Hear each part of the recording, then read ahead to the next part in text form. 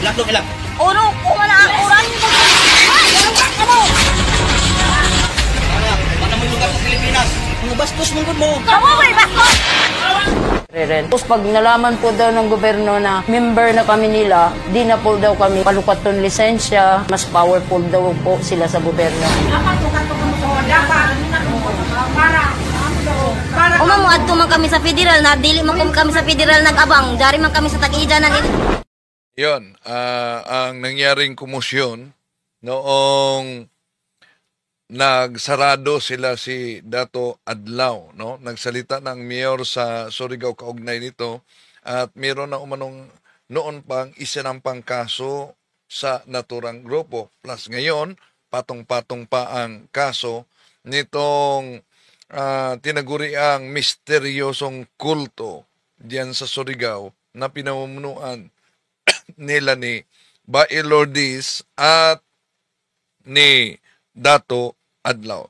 Tatalakayin muna natin ito bago tayo pasok sa punto por punto. Kasi lumalingan, pag palaging inulit-ulit ay magmukha talaga ang katotohanan para sa ating mga kapatid na kulang ang kaalaman.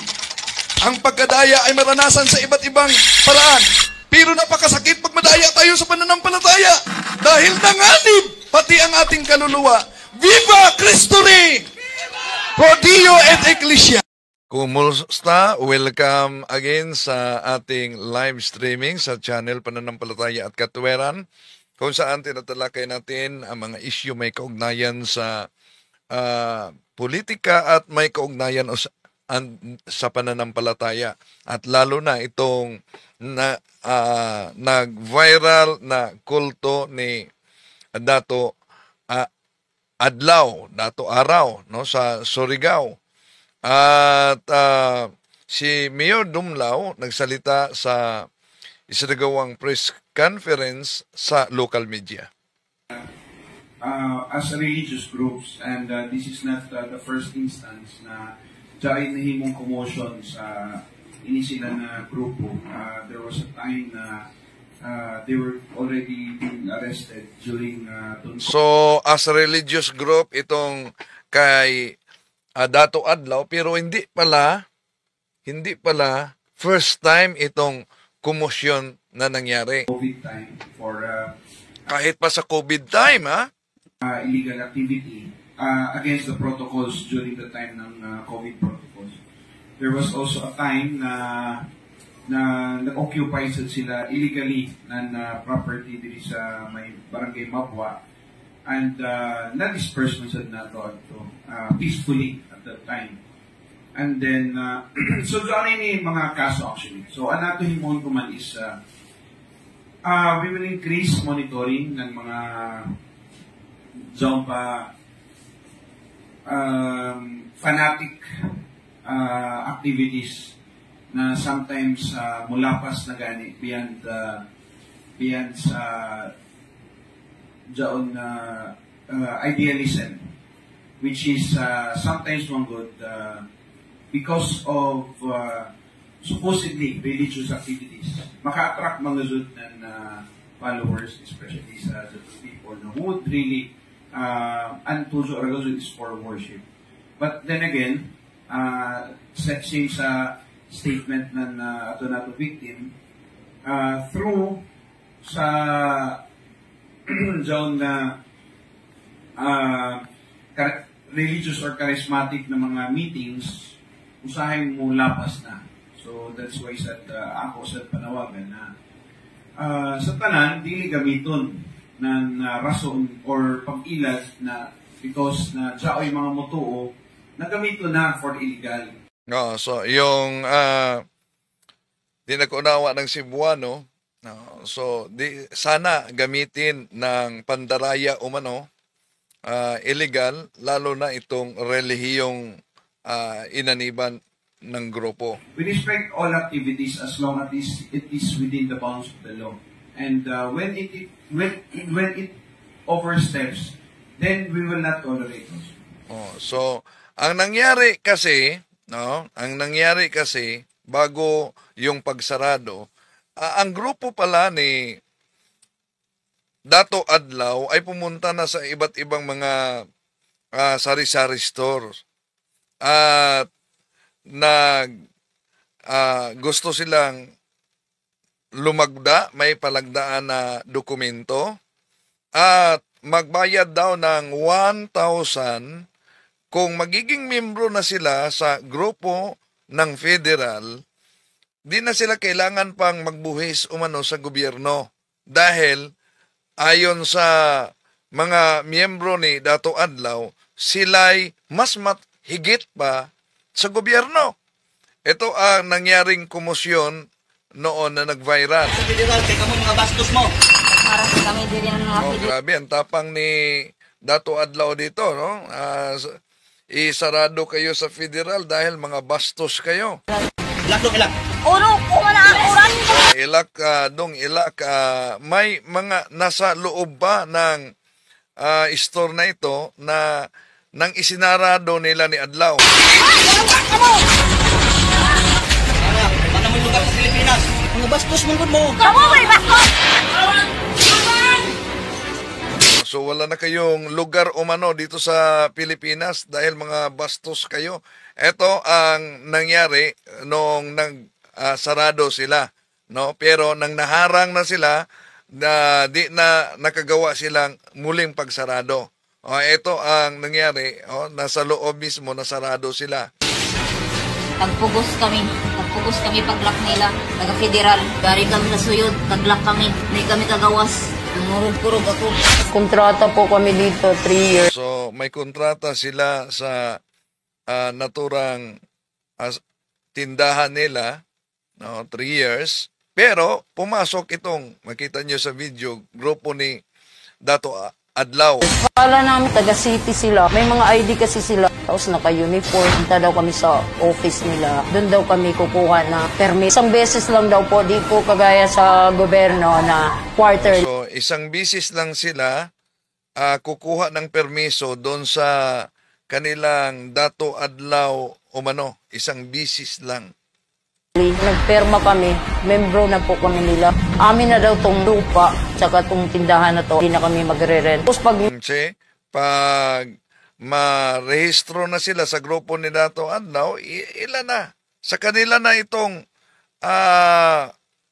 building at lupa, di na sila kailangan pang mag-rent. nalaman po daw ng gobyerno na member na kami nila, di na po daw kami palukaton lisensya, mas powerful daw po sila sa gobyerno. So, yun ang hirap pag managinip ng gising at maniniwala sa sariling kasinungalingan. Dahil mas powerful sila, imagine, ang sabi ng naturang grupo ay may kapangyarihan si Dato Adlaw na mag-control sa 4 na elemento. Ano yung 4 na elemento? Yung tubig, hangin, tubig, hangin. Yung apoy. Yung ano pa yon? 4 na lupa, no? 4 na elemento.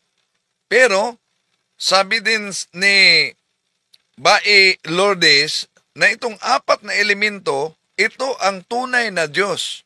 So kung tunay na Diyos itong 4 na elemento, tubig, apoy, hangin, lupa, pagkatapos si Dato Adlaw ay may kapangyarihang mag-control, ibig sabihin mas higit pa siya sa kinikilala nilang Diyos. Di mo ba? Umamo adto man kami sa federal, na dili man kami sa federal nag-abang, dari man kami sa tag-ija ng inindinding. Sinabi nila na pumunta kami sa office nila dun sa Sabang 3. Dun nalaman namin na di sila taga-gobyerno. Di kami pumayag sa gusto nila. Gawa-gawa lang nila para panghuputan kami. Galit na sila. Magbalot-balot na daw kami kasi papadlakan na kami.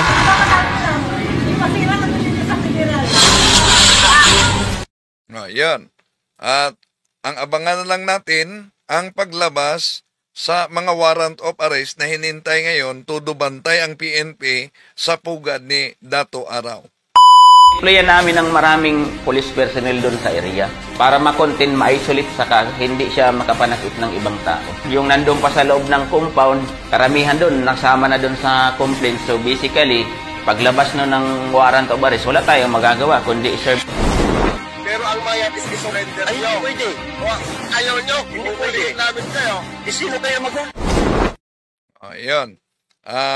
Abangan na lang natin yung labas sa mga warrant of arrest para sa paghuli ng naturang grupo. May mga miyembro na sumurrender na sa PNP, mga kapatid. Ang daming grupo pala diyan, no?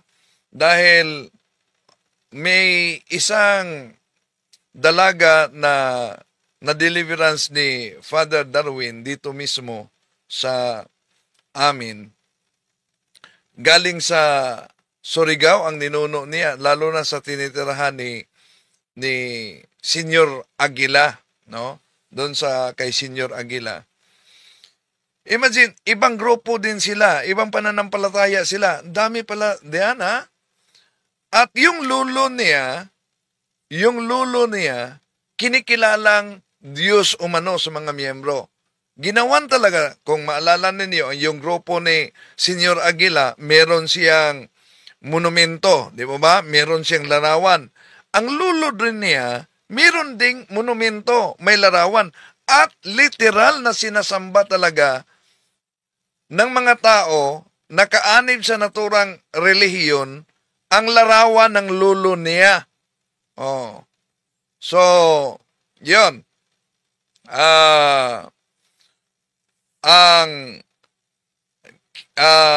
Sandali. Okay. Yun. May nabasa kasi ako dito na nag-comment. So, yung lulo niya, sinasamba, umano. Pero, patay na ang lulo niya. Na-process siya ni Father Darwin, ako ang nag-assess. Grabe talaga ang reaction niya. Grabe. At kailangan yun ng series na process. Sabi niya, ang lulo niya na matagal ng patay, palaging nagpapanaginip niya. At sinabi daw sa kanyang panaginip na sabihin mo sa mga miyembro ko na itigil na nila ang pagsamba sa imahe ko dahil mas lalong na-torture ako dito sa impyerno. Yun ang sabi niya. No? So, siguro nagsubaybay ngayon, pero di ko pinangalanan yung na-process namin na ang lulo niya ay sinamba, ginawan. Pero iba umano na grupo kumpara sa grupo ni Senior Aguila. So, dami-dami palang mga grupo diyan maliban sa kay Senior Aguila. Ito pang grupo, meron pang grupo ni Commander Tigre, no? Na di daw matatablan. Oh. At meron pang Maharlika Tribal Kingdom na nauna nating pinakita dito na may sariling gobyerno, may sariling justice system, may sariling bangko, meron din silang sariling currency. Oh. So, sariling gobyerno talaga. Oh. Plus, nandito pang grupo ni Queen Helen, meron pang isa na pakilala pero di taga Surigao. Queen Helen III Abdurrahman. Oh. Na nag-claim na sila din ang may-ari sa Pilipinas. At walang bisa na pati ang pira sa buong mundo. Nako. Okay. So, totoo talaga ang babala sa Biblia.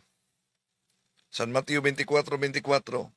Kaya dapat mag-aral tayo sa tamang pananampalataya para hindi basta-bastang madaya. To make His message known is our responsibility. So here we are to pledge our lives to the Lord.